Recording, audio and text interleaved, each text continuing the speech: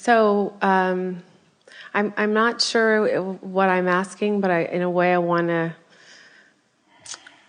want some words or some ways to specifically describe the feelings of knowing and the feelings of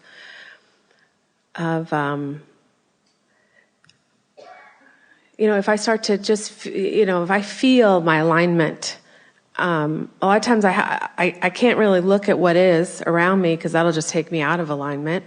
The thing that's interesting is that take a word like love and feel it for a moment. Pick an object of attention, someone that's really easy to love. For many people it's a pet or a really small child. Pick something that's easy to love and just focus on it and let the feeling wash over you, but recognize the difference between feeling love and trying to articulate it. Mm-hmm. And we just want to say to you that often in the effort at articulating, you take yourself down a wild goose chase that you don't need to go down. So we're encouraging you to be less chatty unless the words are inspired. Don't try to talk. Just talk when it feels like it. Now, having said that, this is really an important sort of excursion that you might not have seen coming, but we really want to talk about this. We want to talk about the word inspiration. How when you just feel compelled to go there, to say it or to follow it. And this is a part that you probably have not considered, but it is part of this leading edge conversation. You can be on a disc that feels like anger and have spun there long enough that you've really got strong momentum going, and you will be inspired to words. You know what we're talking about. You can be in depression. Oh, yeah. And you can be inspired to words. Yeah. You can be in elation and be inspired to words. So we're just saying pick your disc. Pick your disc and then reach for inspiration. So that'd be a good way to do it. Lie in your bed before you go to sleep at night and just anticipate that tomorrow you're going to feel great. And when you wake up, just say, okay, I choose this disc. And how would I define that disc? Since I seem to need to put words to something, I need to focus on it. What to me best represents that disc? And then find some words and focus on it. But don't try to force it. Just try to prime the pump just a little bit. And in that absence of resistance, the pump will be primed and the inspiration will begin to flow. And then if you've got a journal with you, Esther sat even before this gathering waiting for her cue of the music, and she is typing in her iPhone inspirational words that just cue her right there. Fun, always fun. Fun, always fun. She just typed it with her thumb 2 or 3 times. Fun, always fun. Mm-hmm. Always fun. And anything that just causes you to focus and feel, focus and feel, focus and feel, focus and feel. It's not a complicated thing. Focus and feel. Yeah, I remember you one of the workshops talking about, like meditating, just like just when I like I just want to feel. A lot of times there are no words. You see, we have some understanding. We have a premise that we begin with that says, if you don't do that thing that you do, your vibration will automatically raise. Well, do you believe that? Have you shown that to yourself? Mm-hmm. Mm-hmm. Do you believe that unless you do that other thing, do you believe that you have habits of doing that other thing? Do you believe that you can break those habits of doing that other thing? Mm-hmm. Can you use determination and not do that other thing? No. You cannot use determination and not do that other thing, because the very determination to not do that other thing is doing that other thing. The determination to not do something is throwing gasoline on the fire. And so you've got to start in another place. That's why we call this the art of allowing. For a while we called it deliberate creation. And you just got freaky about it. You get on a thought and go, Try to suck it back. Try to suck it back before law of attraction got hold of it.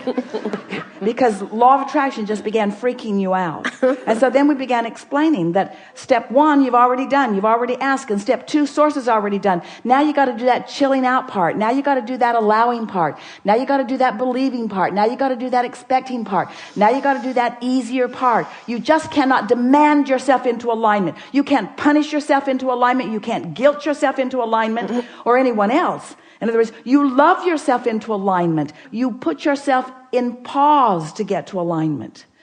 So the premise that we begin with, that we want to help you return to, is that you are pure positive energy. You are worthy of good things. You are source energy in a physical body. You've been exploring contrast, which is a wonderful thing. You are the reason for the expansion of the universe. The universe is expanding because of your willingness to experience contrast. You mean to have step 1 moments. We never want you to stop having step 1 moments, which means we never want you to stop dipping from that high-flying disc. We want you to have plenty of other exposure to plenty other life experiences on plenty other discs. We just want you to be aware of it when it's happening and always know that you have the ability to choose and that you've got resources and sources and forces of the universe that are working with you at all times. Just this little bit of knowledge will help you to direct yourself within this current that is always moving toward what you are wanting. We just want you to have more fun in it. We want it to stop being such a struggle for you.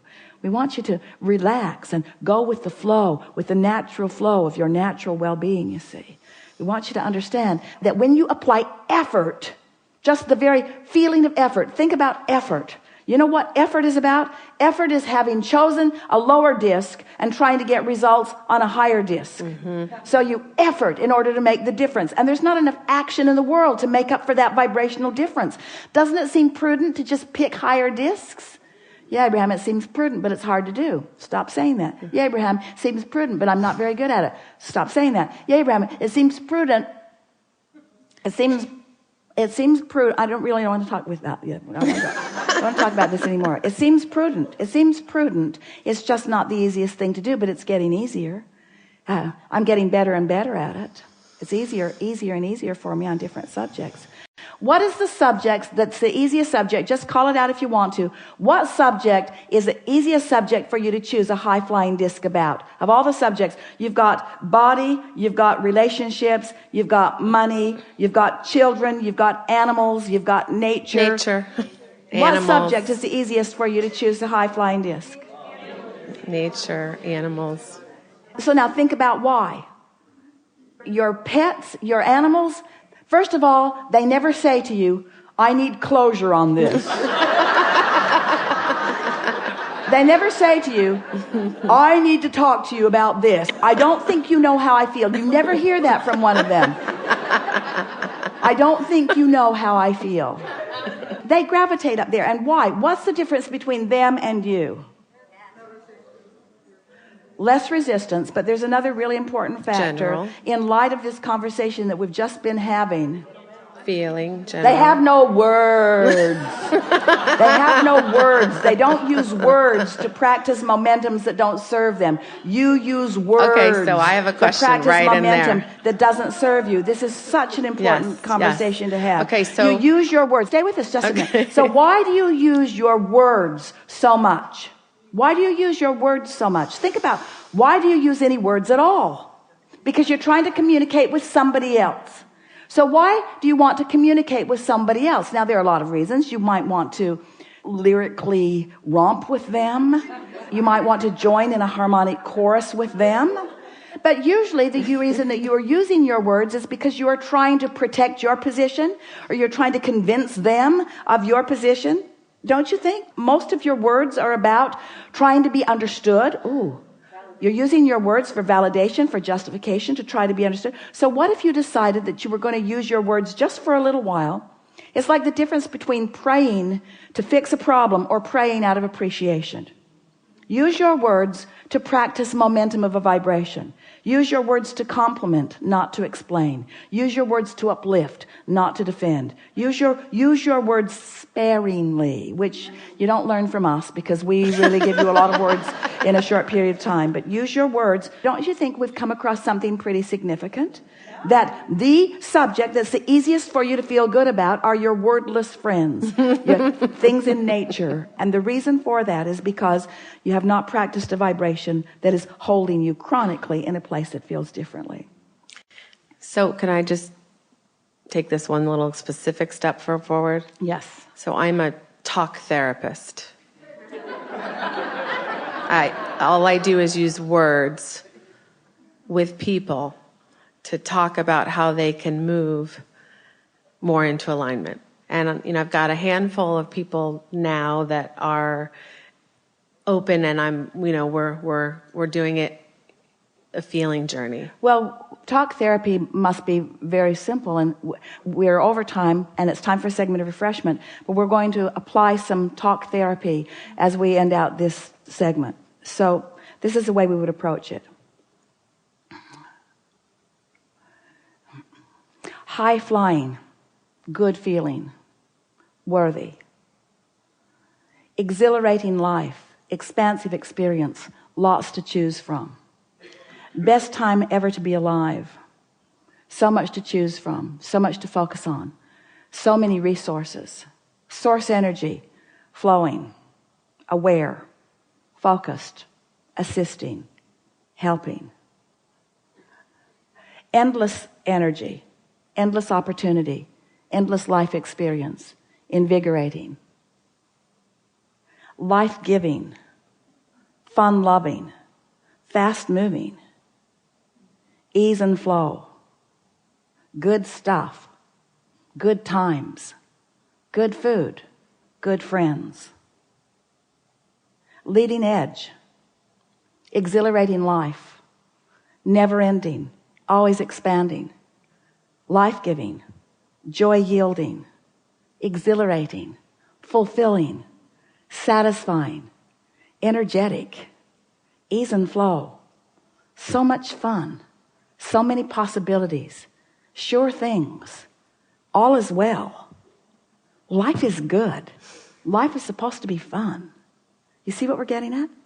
You can just rampage there, and your vibration will not dip when this is the vibrational basis of your deliberate focused thought. Now that's not to say that you might not blunder around the world and catch a glimpse of something that you don't want to see. But the question is, how long are you going to stay focused on it? In other words, you can touch a hot stove and get right off of it and you don't even know.